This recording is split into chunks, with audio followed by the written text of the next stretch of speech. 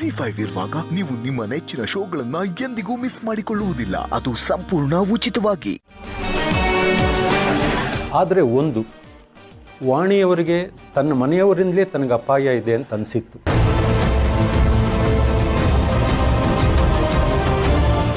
ಅದಕ್ಕೆ ಗುಟ್ಟಾಗಿ ನನ್ನನ್ನು ಕರೆಸಿ ವಿಲ್ಲಲ್ಲಿ ಬದಲಾವಣೆ ಮಾಡಿಸಿದ್ರು. ಆದರೆ ಅದೇನು ಭಯ, ಯಾರಿಂದ ಅವ್ರಿಗೆ ಅಪಾಯ ಇತ್ತು, ಇದೊಂದು ನನಗೆ ಗೊತ್ತಿಲ್ಲ.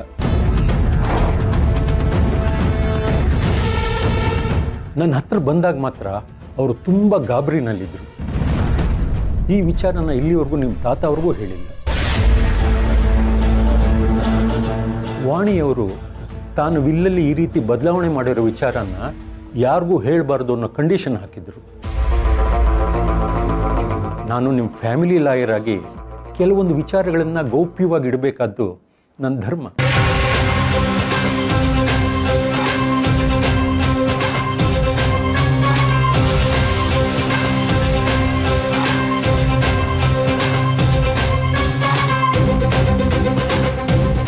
ನಿನ್ನ ಮಗನಿಗೆ ಆಸ್ತಿನ ಭದ್ರಪಡಿಸೋದಲ್ಲದೆ ಮನೆಯವ್ರ ಮೇಲೆ ಅನುಮಾನ ಇದೆ ಅಂತ ಲಾಯರ್ ಹತ್ರ ಹೇಳಿದ್ಯಾ? ಇನ್ನೂ ಏನೇನು ಮಾಡಿಟ್ಟಿದ್ಯಾ ವಾಣಿ?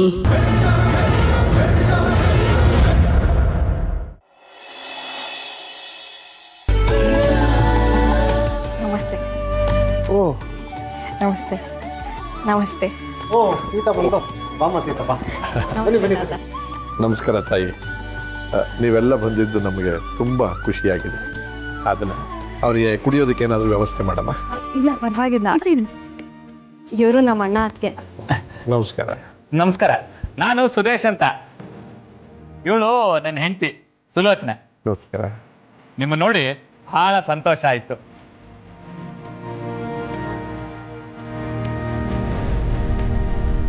ನಮಸ್ತೆ. Hi Sita.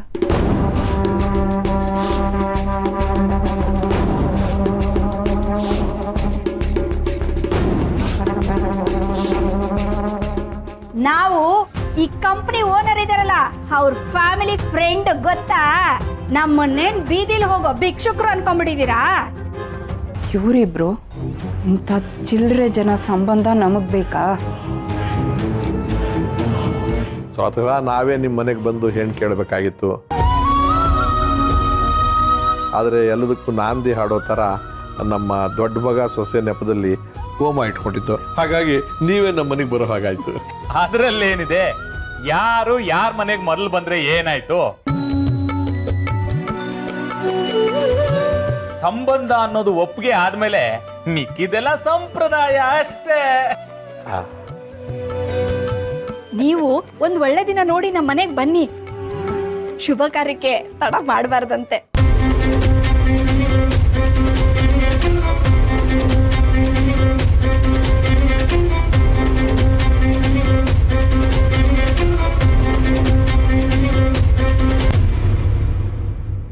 Okay. I'll be there. Don't worry. Ram, anything serious? Yeah uncle, ನಾನು ಈಗಲೇ ದುಬೈಗೆ ಹೊರಡಬೇಕು.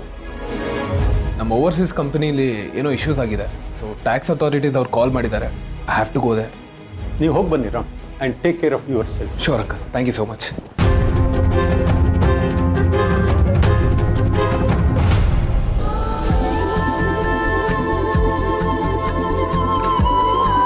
ಓ ರಾಮ ಬಂದ, ಹೋಮ ಶುರು ಮಾಡ್ಬೋದಲ್ಲ? ತಾತ, ಆ್ಯಕ್ಚುಲಿ ಒಂದು ಎಮರ್ಜೆನ್ಸಿ ಕೆಲಸ ಇದೆ ತಾತ, ನಾನು ಈಗಲೇ ಹೊರಡಬೇಕು.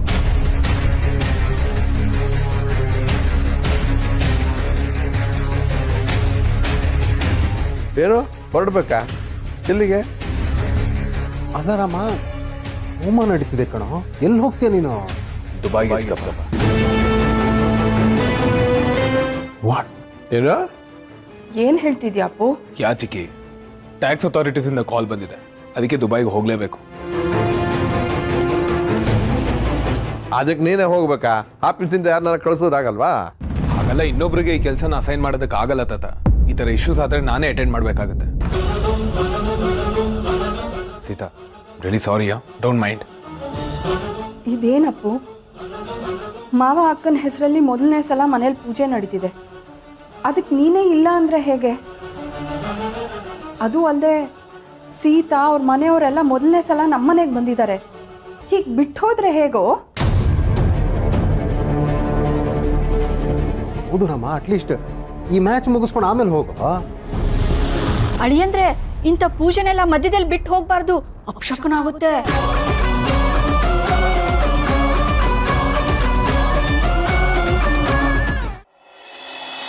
ಹೌದು ರಾಮ, ನೀನು ಮಾಡಬೇಕಾಗಿರೋ ಹೋಮ ಹಾಗೆಲ್ಲ ಬಿಟ್ಟು ಹೋಗ್ಬಾರ್ದು ಕಣ. ತಾತ, ಎಲ್ಲ ದೇವ್ರಿಗಿಂತ ಕರ್ತವ್ಯನೇ ಮುಖ್ಯ ಅಂತ ನೀವು ಯಾವಾಗಲೂ ಹೇಳ್ತಿದ್ರಿ. ಈಗ ನಾನು ಹೋಗ್ತಾ ಇರೋದು ನನ್ನ ಕರ್ತವ್ಯ ನಿಭಾಯಿಸಕ್ಕೆ. ಆದರೆ ಇಲ್ಲಿ ನಡೀತಿರೋದು ನಿಮ್ಮ ಅಪ್ಪ ಅಮ್ಮನ ಹೋಮ. ನೀನು ಇರೋದು ಒಳ್ಳೇದಪ್ಪ. ನಿಜ ತಾತ, ಅದ್ಯಾವುದೋ ದೇಶದಲ್ಲಿ ಬಿಸ್ನೆಸ್ ನಡೀತಾ ಇರೋದು ನನ್ನ ಅಪ್ಪ ಅಮ್ಮನ ಹೆಸರಲ್ಲೇ. ಈಗ ಅಕಸ್ಮಾತ್ ನಾನು ಏನಾದ್ರು ಅಲ್ಲಿಗೆ ಹೋಗದೆ ಇದ್ರೆ ಇಶ್ಯೂ ದೊಡ್ಡದಾಯ್ತು ಅನ್ಕೊಳ್ಳಿ, ಯಾರ ಹೆಸರು ಹಾಳಾಗುತ್ತೆ? ಅಪ್ಪ ಅಮ್ಮನ ಹೆಸರು ತಾನೇ ಹಾಳಾಗೋದು. ಅಪ್ಪ ಅಮ್ಮನ ಹೆಸರಲ್ಲಿ ಹೋಮ ಮಾಡೋದಷ್ಟೇ ಇಂಪಾರ್ಟೆಂಟ್ ಅಲ್ಲ ತಾತ, ಅವ್ರ ಹೆಸರನ್ನ ಉಳಿಸೋದು ಇಂಪಾರ್ಟೆಂಟ್. ಅದನ್ನ ನಾನು ನಂಬಿದ್ದೀನಿ. ದಯವಿಟ್ಟು ನನ್ನ ಕಳ್ಸ್ಕೊಡಿ ತಾತ, ಪ್ಲೀಸ್. ಏನ್ ನಡೀತಿದೆ ಅಂತಾನೆ ಅರ್ಥ ಆಗ್ತಿಲ್ವಲ್ಲ. ಈ ಹೋಮ ಮಾಡಿದ್ರೆ ಇವನ್ ಮದ್ವೆಗೆ ಆಗ್ತಿರೋ ವಿಘ್ನಗಳೆಲ್ಲ ಕಳಿಯುತ್ತೆ ಅಂತಂದ್ರೆ ಈ ಹೋಮಕ್ಕೆ ವಿಘ್ನ.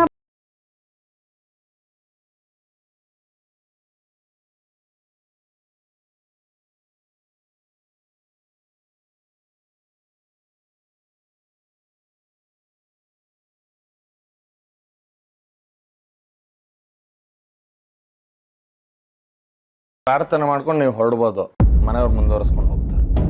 ಆಗ್ಲಿ. ಓಂ ಭೂರ್ಭುವಃ ಸ್ವರ್ಮಿತಿ ಅಗ್ನಿಂ ಪ್ರತಿಷ್ಠಾಪ್ಯ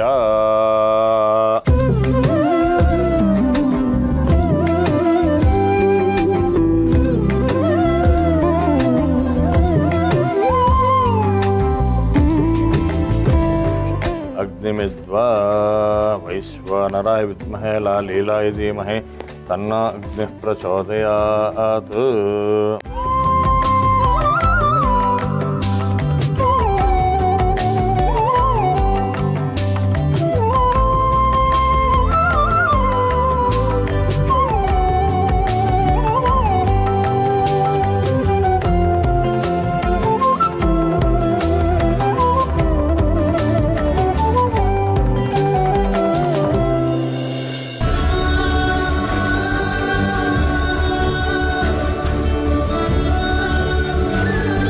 ದೇಸಾಯಿ ಅವರೇ, ನನಗೊಂದು ಎಮರ್ಜೆನ್ಸಿ ಕೇಸ್ ಅಟೆಂಡ್ ಮಾಡೋದಿದೆ, ನಾನೀಗ ಬರ್ತೀನಿ.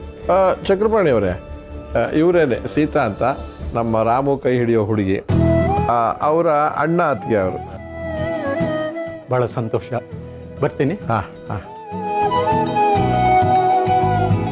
ಇದೇನ್ ಮಾವಯ್ಯ, ಮೊದಲನೇ ಸಲ ಮಾವ ಅಕ್ಕನ ಹೆಸರಲ್ಲಿ ಪೂಜೆ ಮಾಡಿಸ್ತಾ ಇದ್ದೀವಿ, ಅದಕ್ಕೆ ಅವನೇ ಇಲ್ಲ ಅಂತಂದ್ರೆ ಹೇಗೆ? ನೀವಾದ್ರೂ ಹೇಳಿ. ಅವನೇ ಕರ್ತವ್ಯ ಅಂತ ಹೊರಟಿರೋವಾಗ ನಾನು ಏನಮ್ಮ ಹೇಳಲಿ?